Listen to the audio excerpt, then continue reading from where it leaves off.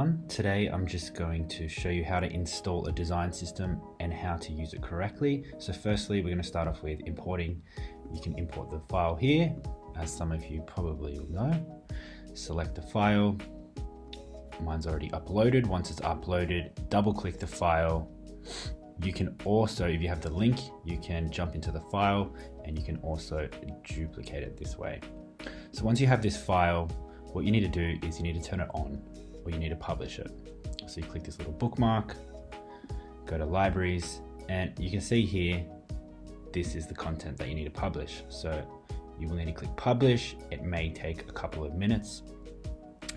If you are kind of new to Figma, I highly recommend not just using iOS, Apple design systems. They're just too limited.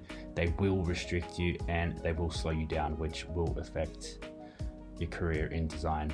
As you can see, they only have 156 components compared to 11,000. This little amount of components will cause you to just design from scratch, and it'll just be too slow.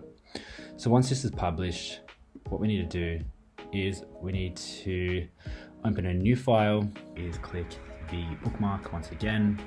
If it's not here, you can search within your teams, it will be there. It's already on at the moment, so all you need to do is click add.